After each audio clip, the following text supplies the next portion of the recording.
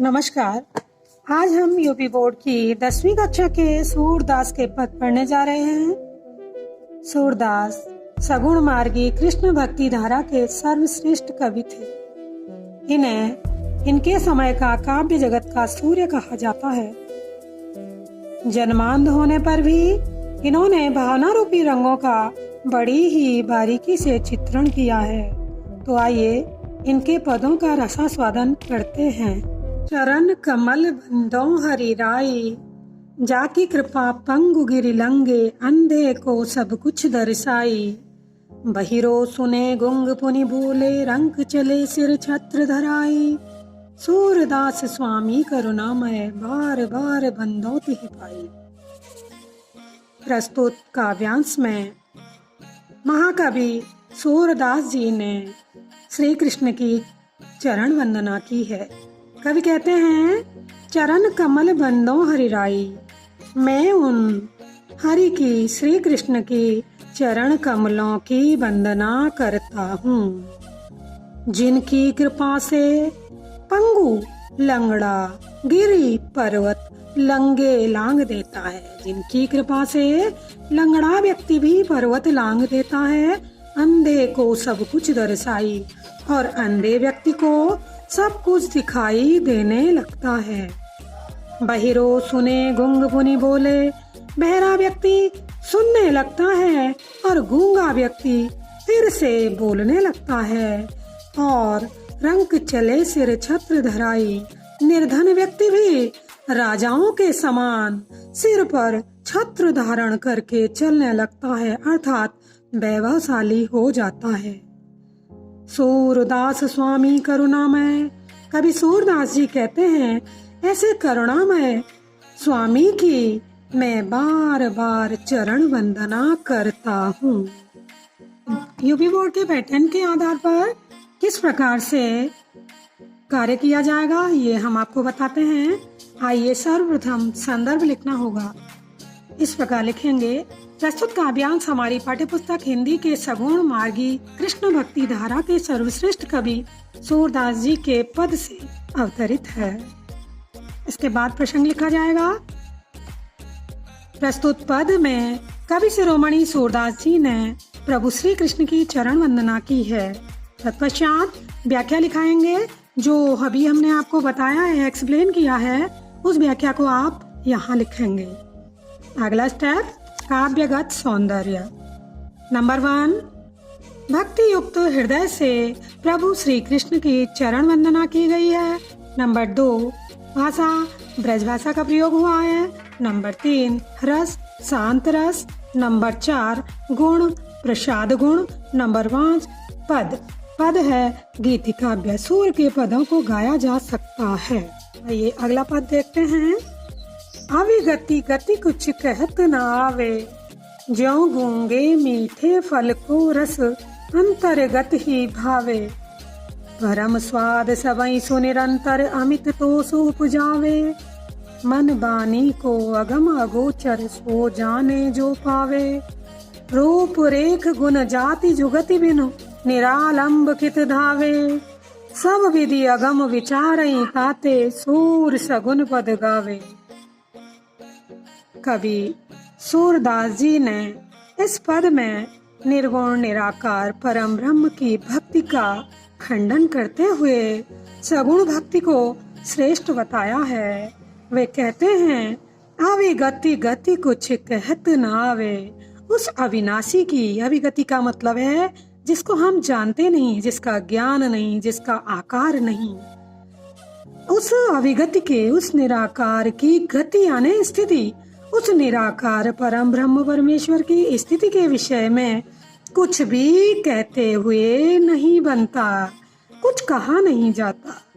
उस निर्गुण निराकार परम ब्रह्म की भक्ति करने से मिलने वाला आनंद तो ठीक उसी प्रकार है जिस प्रकार गूंगे मीठे फल को रस अंतर्गत ही भावे। गूंगा व्यक्ति किसी मीठे फल को खा करके उसके रस को ले करके उस आनंद को अंदर ही अंदर महसूस करके प्रसन्न होता है। उस आनंद की अनुभूति करके मन ही मन प्रसन्न होता है। उसको वो फल अत्यंत स्वादिष्ट लगता है और उस फल को खा करके उसे अत्यंत संतोष की प्राप्ति भी होती है। परंतु उस मीठे फल को खा करके उसके आनंद को वह गूंगा व्यक्ति दूसरों से नहीं कह पाता है। वह निर्गुण निराकार परम ब्रह्म मन और वाणी से अगम्य और अगोचर है, कठिन और न दिखाई देने वाला है। उसे तो सो जाने जो पावे वही जान सकता है जिसने उसको पा लिया हो। रूप रेख गुण जाति जुगति बिन निरालंब कित धावे। उस ईश्वर की न कोई रूप है, न कोई रेखा है, न कोई गुण है, न कोई जाति है। ऐसे ईश्वर की भक्ति करने के लिए निरालंब कित धावे, बिना आलम्बन के, बिना आधार के किधर दौड़े।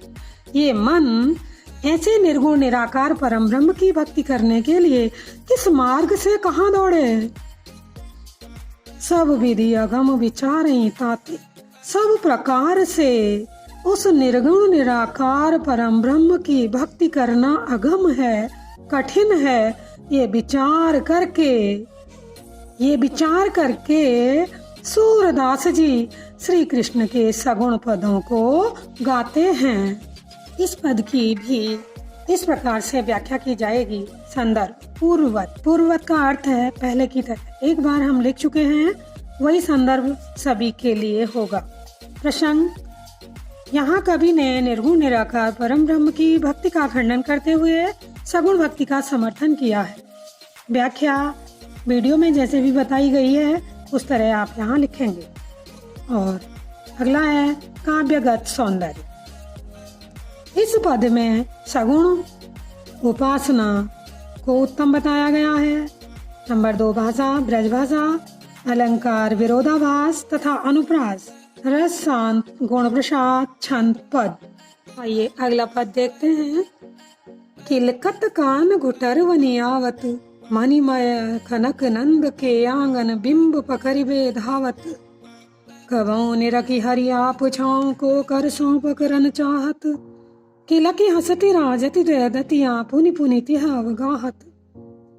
कनक भूमि पर कर पग छाया, यह उपमा एक राजति।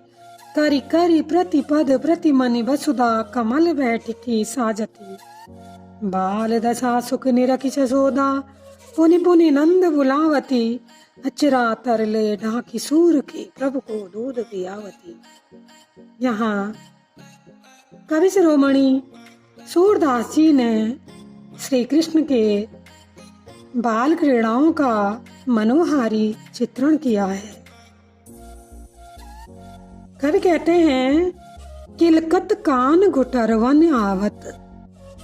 श्री कृष्ण किलकारी मारते हुए घुटनों के बल दौड़े चले आ रहे हैं। मणिमय कनक नंद के आंगन, मणि जड़ित कनक मतलब सोना, यहाँ सुनहरे स्वर्ण समान, सोने के समान से मतलब है। मणि जड़ित सोने के समान नंद बाबा के आंगन में श्री कृष्ण बिंब पकड़िबे धावत, अपने प्रतिबिंब को पकड़ने के लिए दौड़ रहे हैं। कबौ निरखी हरियाप छाँव को, कभी श्री कृष्ण अपनी छाया को निरखी देखते हैं और उस छाया को करसों पकड़न चाहत, हाथों से, कर मतलब हाथ, हाथों से पकड़ना चाहते हैं। और जब वो प्रतिबिंब वह छाया उनके पकड़ में नहीं आती है तो किलकी हंसती राजति द्वैदतिया, किलकारी मारकर हंसते हैं।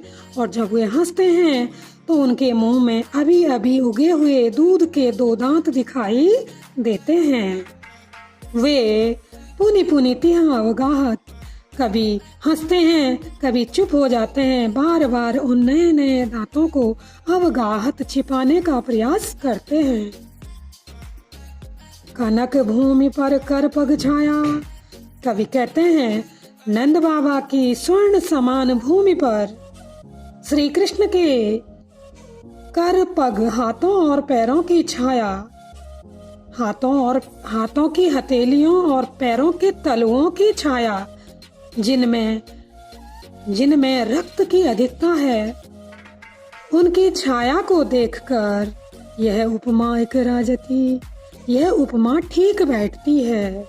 कवि कहते हैं, नंद बाबा के स्वर्ण समान आंगन में श्री कृष्ण के रक्त की अधिकता वाले हाथों की हथेलियों और पैरों के तलुओं की छाया को देखकर यह उपमा ठीक बैठती है कि करी करी प्रतिमनि प्रति पद वसुधा। ये वसुधा श्री कृष्ण के प्रत्येक कर के लिए और प्रत्येक पद के लिए कमल बैठ की साजती, कमलों के आसन प्रदान कर रहे हो। जो उनके हथेलियों और पैरों के तलुओं से लालिमा युक्त प्रतिबिंब जो बन रहे हैं, वो कमल के आसन के समान प्रतीत हो रहे हैं। यहाँ पर मान लिया गया है, कवि ने माना है कि जैसे ऐसा लग रहा हो मानो ये पृथ्वी श्री कृष्ण के हाथों और पैरों के लिए कमलों के आसन प्रदान कर रही हो। यहाँ पर उत्प्रेक्षा अलंकार है। बाल दशा सुख निरखी जशोदा। आगे कवि कहते हैं, श्री कृष्ण की इस प्रकार की बाल क्रीड़ाओं को देखकर यशोदा माता पुनि पुनि नंद बुलावती अपनी प्रसन्नता बांटने के लिए बार बार नंद बाबा को बुलाती हैं। हचरा तरले ढाकी सूर्य के प्रभु को दूध पियावती और अपने आंचल में ढककर सूर्य के प्रभु श्री कृष्ण को दूध पिलाती हैं। आज की वीडियो में बस इतना ही। लास्ट का वाक्यांश में हमने पैटर्न नहीं बताया, आप स्वयं प्रयास करें। यदि प्रॉब्लम हो तो कमेंट्स के माध्यम से हमें बताएं।